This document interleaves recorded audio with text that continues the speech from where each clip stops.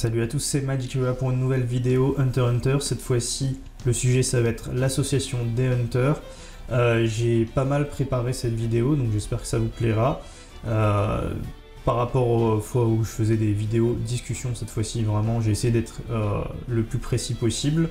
J'ai préparé cette vidéo en plusieurs parties, donc la première ça va être la structure en elle-même, ensuite l'examen des Hunters, la licence, les étoiles, les dirigeants, les comités, les moyens et outils, et enfin les spécialités. Dans cette vidéo, il y aura quelques spoilers, j'ai essayé de faire, d'en mettre au minimum, mais le problème c'est que après l'animé, on apprend énormément de choses sur les Hunters en eux-mêmes, les différentes spécialités, donc je peux pas faire l'impasse dessus. On va commencer avec la structure. Alors, l'association des Hunters, c'est une organisation privée dont les membres sont appelés Hunters professionnels, qui sont l'élite des humains et qui ont pour but de préserver le patrimoine culturel, les animaux, les plantes et espèces rares, et aussi arrêter les criminels recherchés. Le siège de l'association est situé à Swaldani City, et depuis la fin de l'arc des Chimera Ants, l'ancienne région autonome de NGL, Neo Green Life, est placé sous la juridiction de l'association. Pour devenir membre, il faut évidemment passer le très difficile examen des Hunters qui n'a lieu qu'une fois par an. L'association existe depuis environ 300 ans, puisque l'examen auquel participe Gon est la 287e session, ce qui aussi pourrait coïncider avec l'époque de Don Fricks, un ancêtre de Gon et Jin. Le nombre de membres a varié depuis le début du manga. Avant la 287e session, il y avait a priori, d'après mes calculs, 657 membres.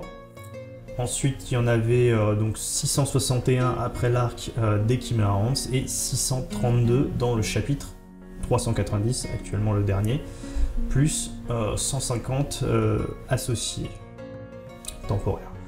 L'association des Hunters fonctionne donc comme un organisme ayant des clients, reçoit des missions et envoie les Hunters effectuer un travail rémunéré. Étant donné leur réputation, l'association a des clients très haut placés, dont le plus prestigieux étant le V6, anciennement V5, qui est le groupe composé des plus grandes nations du monde. Les membres de l'association sont soumis à 10 règles, dont je parlerai au fur et à mesure de cette vidéo, lorsqu'elles seront utiles dans le contexte. Donc la première étant: un Hunter doit constamment chasser quelque chose. L'examen des Hunters. Pour participer à l'examen de recrutement, on peut s'inscrire par internet ou activer une carte d'inscription. Tout le monde peut participer, il faut s'inscrire avant le 31 décembre de l'année au soir, et ensuite le lieu et le jour du début des épreuves est décidé par l'organisation.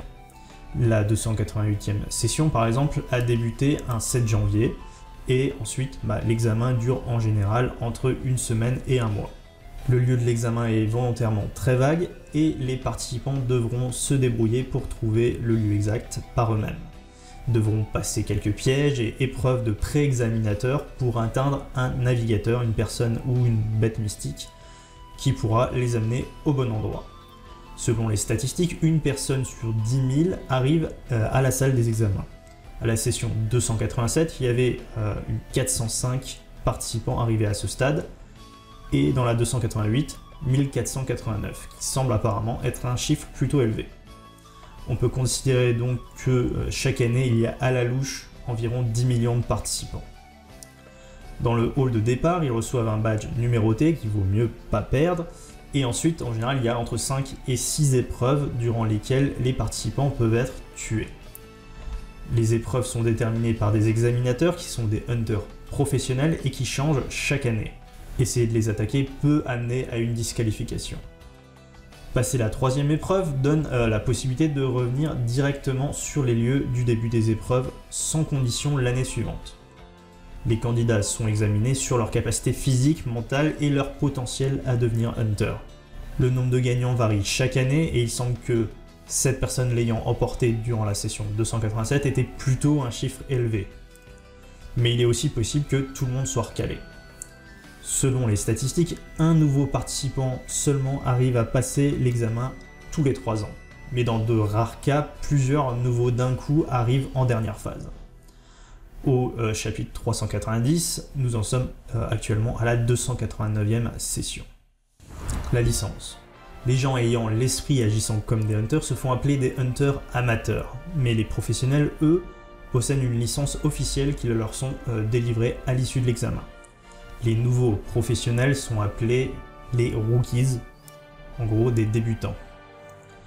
Cette licence est une carte finalement assez banale, hein, mais elle est dotée d'une technique de pointe qui la rend infalsifiable. À l'arrière, il y a une bande magnétique, ainsi que aussi un numéro, dont les 3 derniers chiffres correspondent au numéro de la session d'examen, 287 dans le cas de Gon, 267 pour Jin. La 3e règle des Hunters dit « Quiconque obtient une licence de Hunter ne peut se la voir retirée quoi qu'il arrive.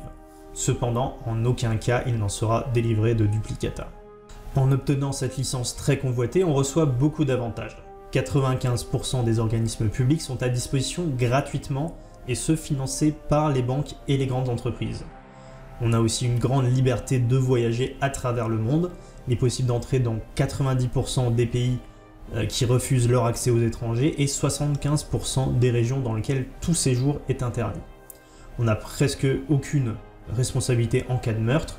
Cependant, des meurtres à répétition ou s'attaquer directement à des personnalités politiques peut avoir des conséquences. On a aussi la règle numéro 4 des Hunters. Un Hunter ne doit pas prendre pour cible un autre Hunter. Cependant, ceux qui ont commis des actes criminels mal intentionnés font exception à cette règle. On a aussi un accès à Internet gratuit en utilisant la licence, et aussi un accès au site Internet des Hunters avec un nombre d'informations très conséquent. La possibilité de mettre en gage sa licence pour 100 millions de Genis à 0% d'intérêt dans n'importe quelle banque. Dans le cas de Gon, qui l'avait fait, il devait rembourser la somme en une semaine. Je vais faire les conversions en euros pour que ça vous donne un petit peu une petite idée de ce que ça peut représenter. Donc 1 euro actuel équivaut à environ 144 Genis. Donc pour 100 millions de Genis, c'est environ 800 000 euros. On a aussi la possibilité d'engager des détenus ou des condamnés à mort avec le droit de raccourcir leur peine ou même de les exécuter s'ils trahissent les termes de l'accord. On a aussi une exemption de certaines exigences en matière d'études et de diplômes professionnels, ainsi que la possibilité d'outrepasser certaines limites d'âge. Autre chose que je voulais mentionner, alors dans le bateau Blackwell qui mène au Dark Continent, Hirumi a un statut de VVIP, ce qui lui permet d'être logé au niveau 1, comme le roi, les princes et les hauts dignitaires. Mais alors, par contre, on ne sait pas si c'est grâce à son statut de Hunter, ou si c'est parce que c'est un Zoldyck avec une immense fortune.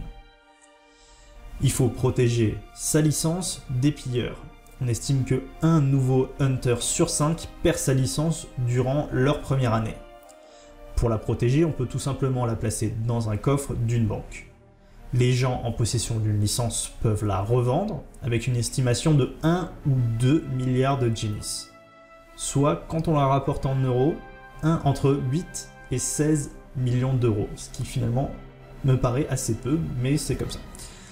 Satotsu dit à Gon que personne ne peut utiliser une licence volée, mais quand même on peut aller sur le site des Hunters. Mais en travaillant comme Hunter, on peut se faire suffisamment d'argent pour bien vivre. Sur les 100 plus grandes fortunes du monde, il y a 60 Hunters professionnels. Jin lui-même a dépensé 37 milliards de Genis, soit environ 257 millions d'euros, pour devenir numéro 2 du groupe de Beyond à la place de Pariston. Et pour info en aparté, le milliardaire Batera, selon mes calculs, aurait eu, avant d'acheter les copies de Grid Island, dans les 460 milliards de Genis, soit environ 3,2 milliards d'euros. Sachant aussi qu'avant Yorshin, il avait déjà investi plus de 200 milliards de Genis, soit environ 1,3 milliard d'euros, ce qui nous donne une idée de sa fortune.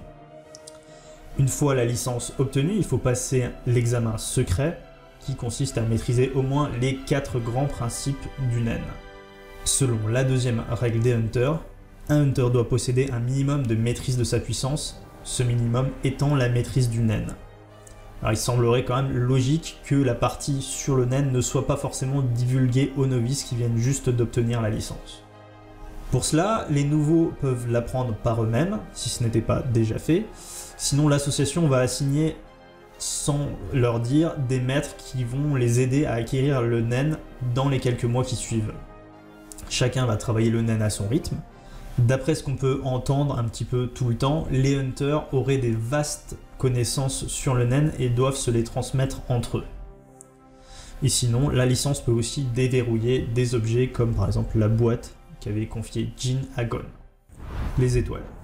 Il y a des grades dans les hunters, plus on obtient des résultats notables, plus on obtient d'étoiles et également une nouvelle licence différente de la première. Selon la 5e règle, les hunters qui ont accompli des actes remarquables dans des domaines particuliers se voient attribuer une étoile. Ils sont appelés les Single Hunters ou Single Star Hunters. Dans ceux que l'on connaît, il y a Menshi, Moro, Tsesugera, Bushidora, Cutie Beauty, Ikshonpe Katocha et Sanbika Norton. La 6e règle, un hunter reçoit une 2e étoile lorsqu'il a rempli la règle numéro 5, qu'il a trouvé un travail d'officier supérieur et que l'un des élèves dont il a assuré la formation obtient une étoile à son tour. On les appelle les Double Hunters ou les Double Star Hunters, comme par exemple Jin, Biscuit, Misaistom, Satcho, Linéaire d'œuvre et Terradane Neutral. La 7e règle, un hunter qui a rempli la règle numéro 6 et qui a accompli des actes remarquables dans différents domaines reçoit une 3e étoile. Les hunters sont promus au rang le plus élevé de Triple Hunter ou Triple Star Hunter. D'après le guidebook, il ne serait que 10 dans toute l'association, parmi lesquels Botobai Gigante, Cheadle Yorkshire et Pariston Hill. On peut facilement imaginer que Netero aussi en faisait partie. Durant l'arc des élections, il est indiqué la possibilité que Moro passe de 1 à 3 étoiles directement après sa mission contre les Chimera Ants, ce qui voudrait probablement dire que Shoot et ou Knuckle auraient obtenu une étoile. Pour le moment, nous n'avons jamais vu les licences de Single et Triple Hunter. Les dirigeants. Le président est la plus haute autorité de l'association des Hunters. Selon la 8e règle, un Hunter ne peut occuper la plus haute fonction des Hunters s'il ne dispose pas d'un minimum de confiance de la part d'autrui.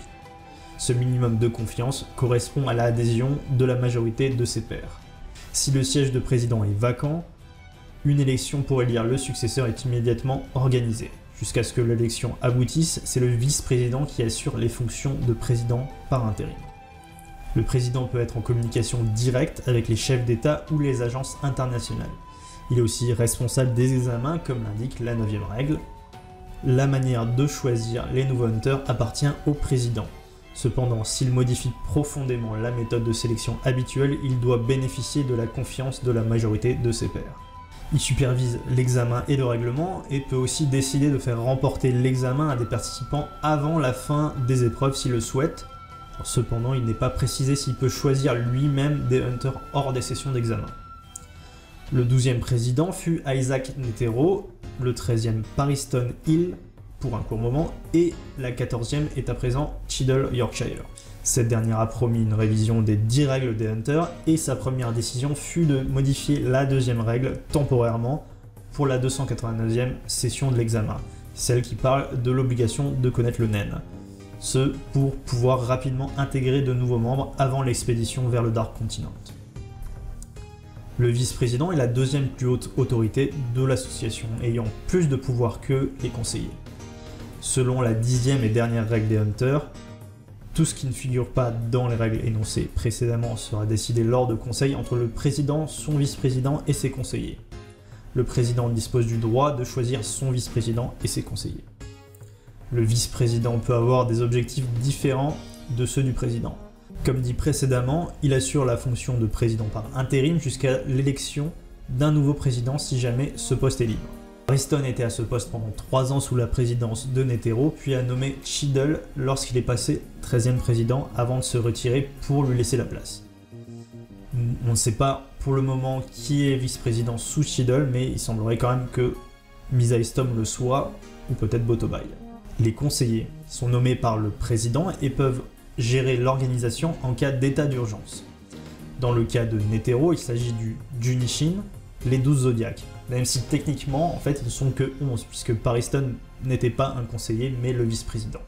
Le conseil des zodiaques de cette époque est constitué de personnages ayant pris pour la plupart les traits d'un des signes du zodiaque asiatique. Donc Cheadle Yorkshire étant le chien, le cerveau du zodiaque, Misaistom Nana le bœuf, la conscience du zodiaque, Sacho Kobayakawa le cheval, le conseiller du zodiaque, Botobai Gigante le dragon, et plus âgé des zodiaques, Jinfrix le sanglier, Pariston Hill le rat, Geru le serpent, Ginta le mouton, Pion le lapin, Sayu le singe, Kanzai le tigre et Clock la poule. Ils ne sont pas toujours d'accord et ont leurs propres convictions politiques. Après que Cheadle ait été élu président, elle garde à son poste de chien du zodiaque et 2 autres membres remplacèrent Jin et Pariston. Leolio au poste de sanglier et Kurapika à celui du rat. Pour le voyage vers le Dark Continent, 4 équipes se sont formées pour mener à bien le projet. Cheadle, Geru et Leolio forment l'équipe scientifique, Clock et Ginta l'équipe des faunes et flores, Misaistom, Pion, Sacho et Kurapika sont l'équipe d'information et Botobai, Kanzai et Sayu l'équipe de protection. Misaistom obtient aussi le droit d'enquêter sur chaque postulant à l'expédition. Et enfin, Binns est le secrétaire personnel du président Netero et le connaît depuis 20 ans. On ne sait pas trop qui il est, et je ne pense pas qu'il soit hunter professionnel, mais Netero lui faisait quand même suffisamment confiance pour, par exemple, lui remettre les DVD de son testament. Les comités. On ne connaît pas grand-chose sur le comité disciplinaire, si ce n'est que Bushidora en faisait partie.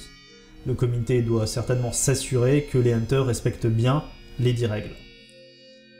Le comité des examens organise les examens des hunters chaque année et nomme les examinateurs bénévoles. Le président reste le chef, comme je disais, de la cellule d'examen selon la 9e règle. Le comité d'organisation des élections supervise l'élection d'un nouveau président et il est dirigé par un chef exécutif qui compte les votes. Par exemple, c'était le cas de Binns. Le comité d'évaluation. Il assigne les missions des clients de l'association à des hunters. Le comité est plutôt intéressé par les statistiques et en fait il est assez peu apprécié. Les hunters peuvent postuler aux missions et s'ils sont trop nombreux, le comité d'évaluation va examiner au cas par cas et fait un choix suivant leurs aptitudes. Même le président n'a pas le pouvoir de défier leurs décisions. Et en fait c'est pour ça que Netero n'a pas pu envoyer de lui-même les Zodiacs se charger des Chimera Ants. Il avait même déjà dû batailler avec le conseil d'administration du comité d'évaluation pour pouvoir emmener Nov et Moro. Si on court-circuite le comité d'évaluation en envoyant un hunter vers une mission qui ne lui a pas été assignée, le président en subirait les conséquences.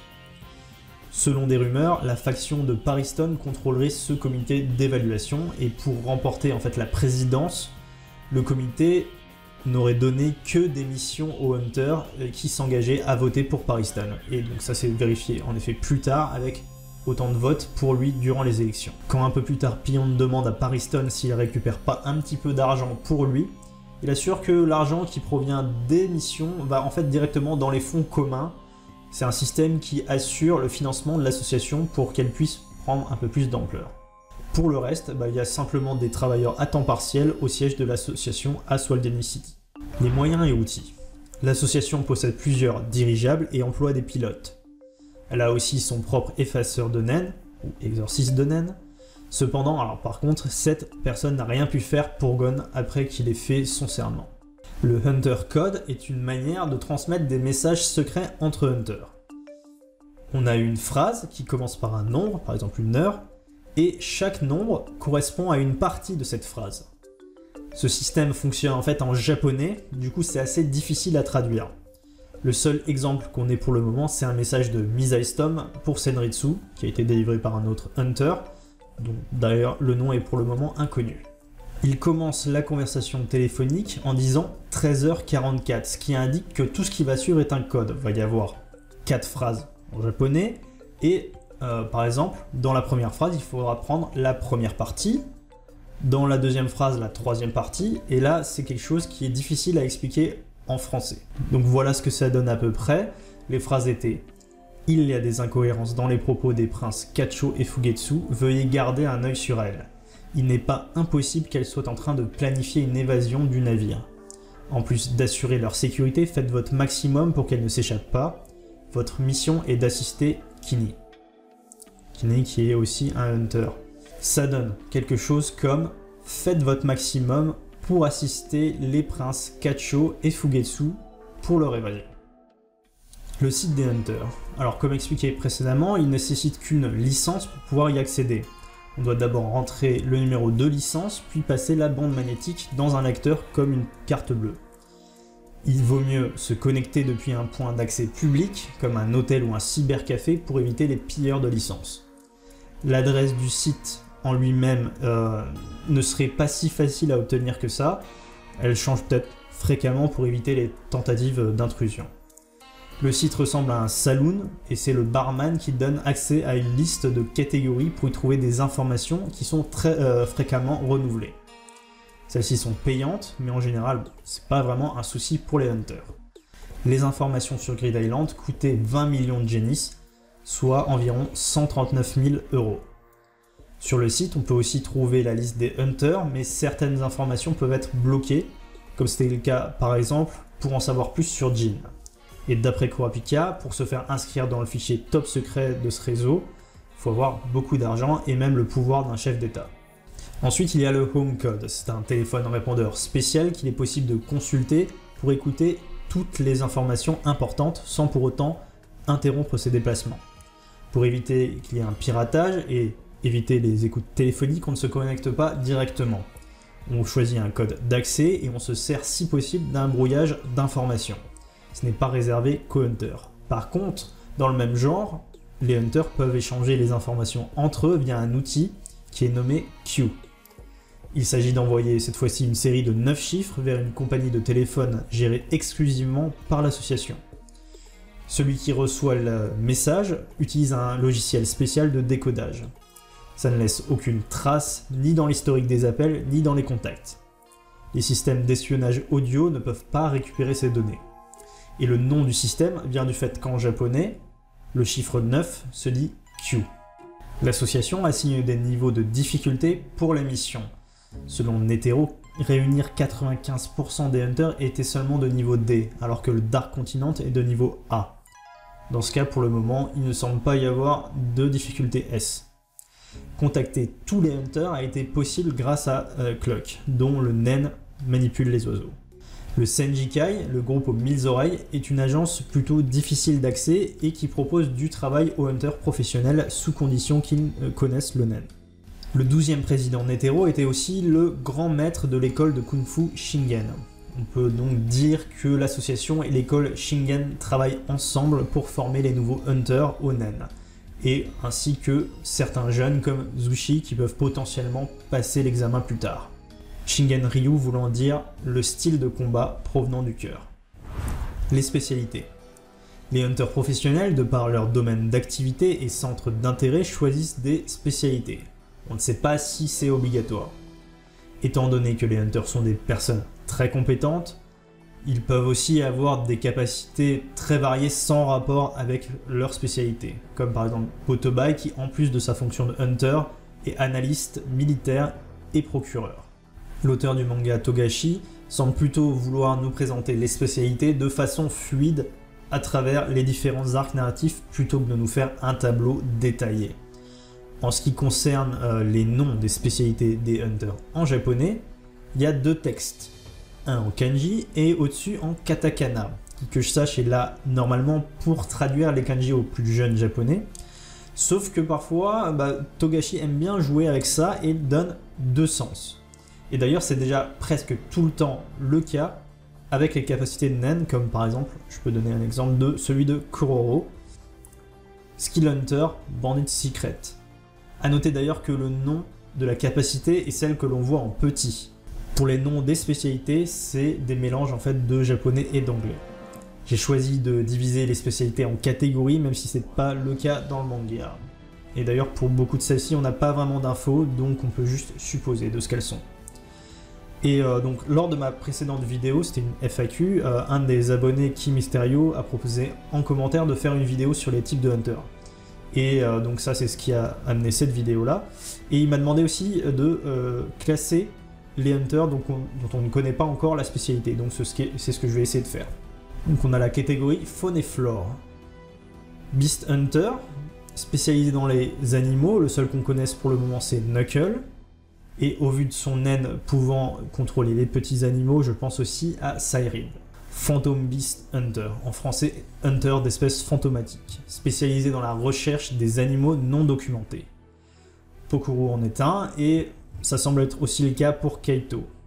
D'ailleurs, en parlant de Kaito, il semble avoir pour le moment gardé son statut de Hunter, parce qu'il y a des gens qui ont voté pour lui durant l'élection. Uma Hunter. Uma signifiant Unidentified Mysterious Animal.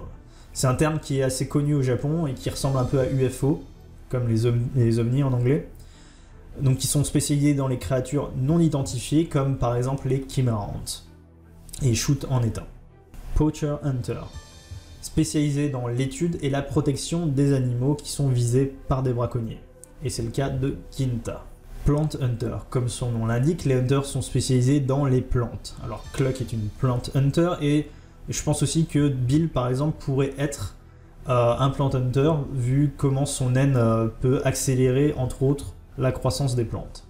Sea Hunter, un type de hunter qui est spécialisé dans la mer, comme les Moro.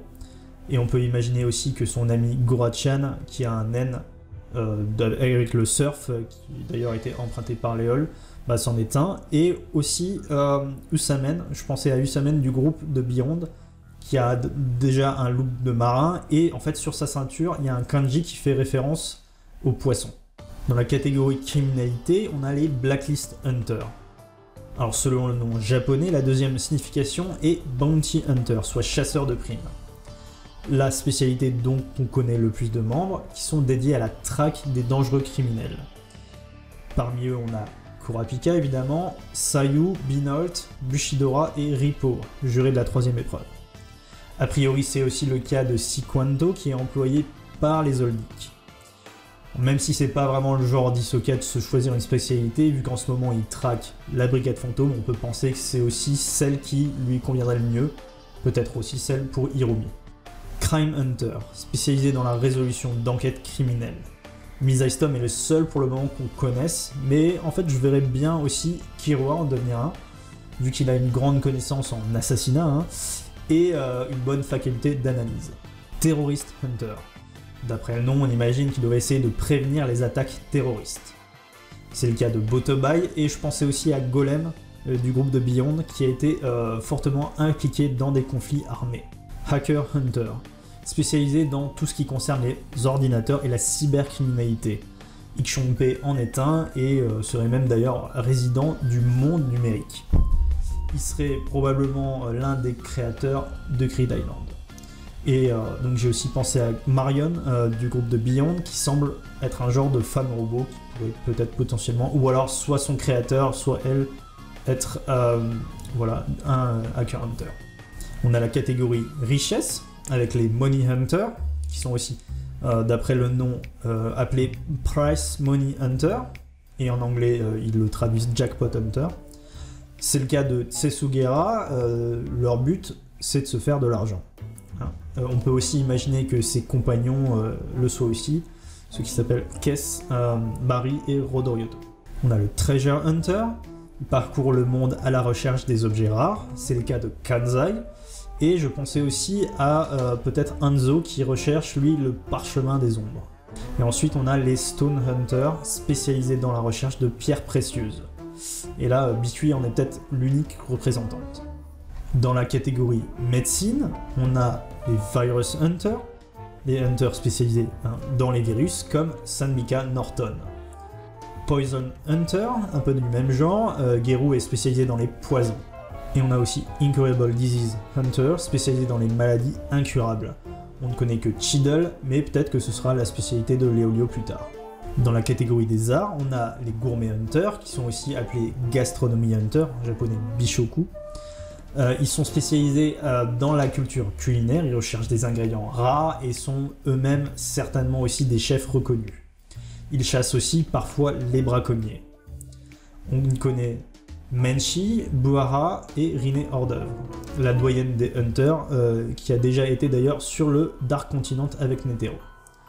et l'un des hunters du groupe de Beyond, dont on ne connaît pas encore le nom, qui semble aussi en être un avec Satok. On a les Music Hunters, qui sont spécialisés dans la musique. Senritsu, par exemple, recherche la sonate obscure, dont le pouvoir est destructeur. On a aussi les Cutiful Hunters. Je savais pas trop où le mettre, mais je les ai mis dans les arts, qui est une contraction de cute et beautiful. En français, ils ont traduit mignonne et belle, mignelle. Assez peu d'informations pour le moment, on ne connaît que Cutie Beauty. Dans la catégorie histoire, on a les Ancient Document Hunters, qui sont spécialisés dans la traduction d'anciens documents, comme son nom l'indique, ayant une connaissance approfondie aussi en langue. Pion en fait partie, et peut-être je pensais à Curly du groupe de Beyond, qui est aussi enseignant et linguiste. On a aussi les Ruins Hunter, donc un type de hunter spécialisé dans la découverte, préservation et restauration des vestiges. On connaît évidemment Jin, mais c'est aussi le cas de Satotsu. Et dans la catégorie management, on a les Headhunters, qui sont spécialisés dans la recherche de nouveaux talents pour devenir hunter. C'est le cas de Terradame. Un peu comme dans les grandes sociétés dans le monde réel, on a des RH qui sont des chasseurs de tête. Ensuite, on a les Problem Hunters. On ne connaît pas grand-chose sur cette spécialité pour le moment, on sait juste que Sacho en est un.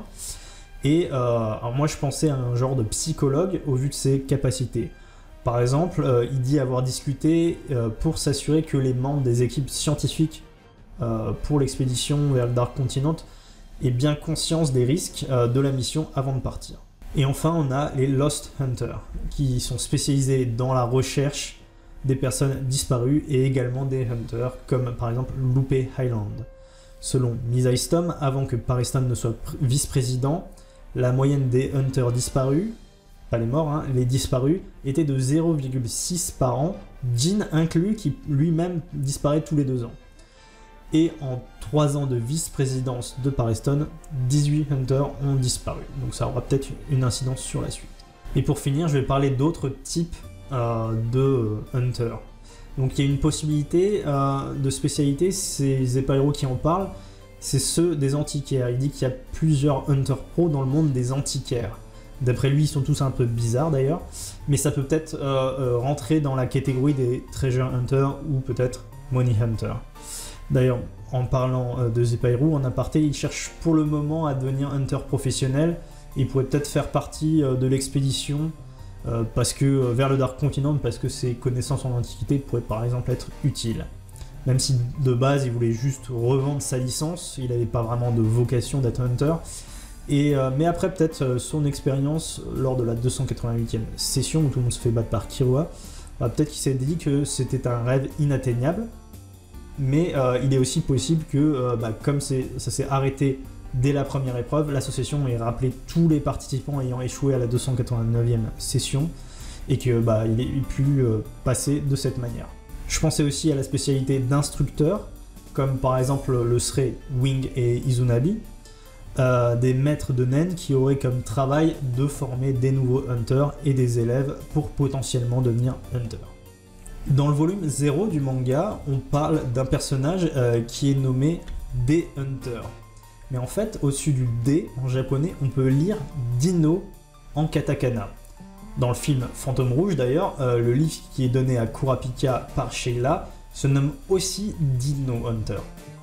Alors même si c'est qu'un livre, on peut imaginer qu'il s'agit d'un type de hunter spécialisé dans les dinosaures, qui a peut-être disparu depuis.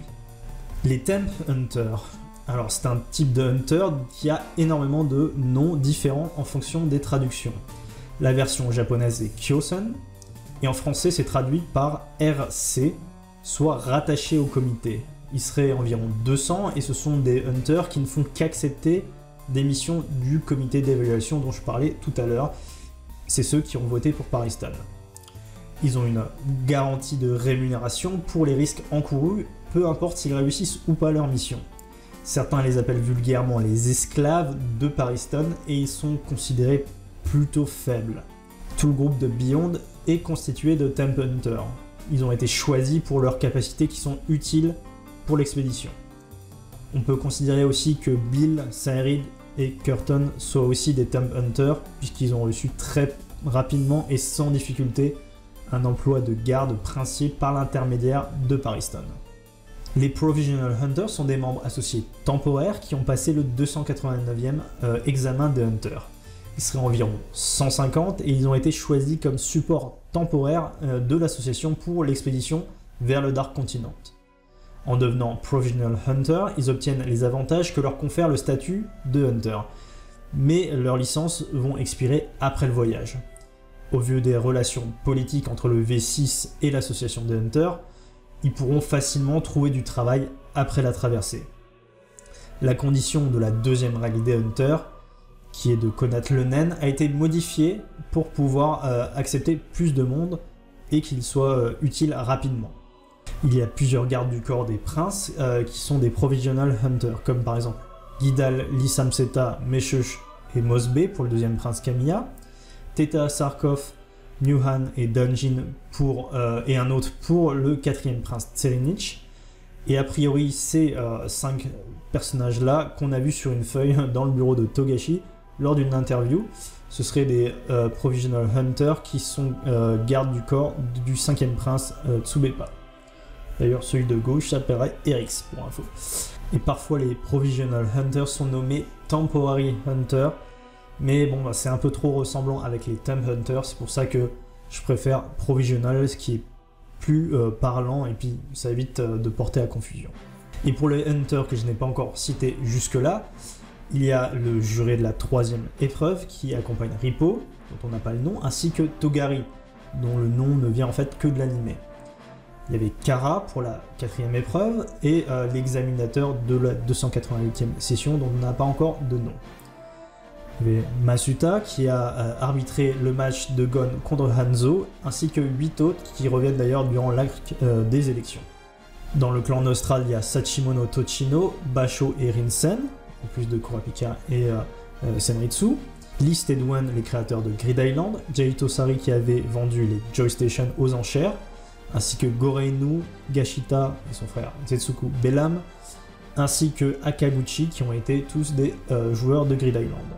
Il y a aussi Pamu et Charlark qui est Hunter, et d'ailleurs Kororo possède une licence de Hunter volée. Et puis durant l'arc du Blackwell, on a fait la connaissance de Tokarine et de gardes du corps qui sont des Hunters. Donc, par exemple, Giuliano est employé chez le 6e prince Tyson, Rige et Skirt chez le 7e prince Lusurus et Verlainte chez le 13e prince Mariam. Et sinon, 3 autres Hunters ont juste été pour le moment mentionnés, Kenzaki et Ratun qui ont eu le malheur de croiser Hisoka durant les élections, et Riake qui pourra peut-être revenir plus tard, qui est un Hunter qui avait été recommandé au comité d'évaluation par Moro pour s'occuper de Jito. Mais le comité avait fait exprès d'envoyer un Temp Hunter qui avait laissé s'échapper Jito pour que en fait, le président Netero soit accusé de l'échec. Tout ça pour que Pariston soit élu. Et pour finir, on va parler du Seirin Tai. Tai signifiant groupe, c'est traduit en général Seirin Group. En anglais, en fait, il y a une traduction dans le manga, édité par Viz Media. Ils lui ont donné le nom de Pure Paladin Squad, ce qui est assez cool, mais même en cherchant avec les kanji et les katakana, j'ai pas trouvé d'où ils le sortaient. Mais bon, je suis pas traducteur, donc on va dire pourquoi pas. Et donc le Seirin Tai, c'est un groupe légendaire de Hunter dont Netero a fait partie il y a longtemps. On sait rien sur eux, peut-être que Zigzoldik et Rinne en faisaient partie, puisqu'ils sont allés sur le Dark Continent. En tout cas, Terradane a utilisé ce nom pour essayer de gagner l'élection. Il a voulu former le nouveau Seirin Tai, avec lui-même en représentant, Loupé son adjoint, Bushedora le chef des troupes d'assaut, ainsi que, comme je disais, Ratun et Kenzaki. Mais ça s'est plutôt mal terminé pour eux. Voilà du coup, voilà pour le topo sur l'association des Hunters. J'espère que ça vous a plu et n'hésitez pas à commenter et à partager si ça vous a plu. Allez, salut!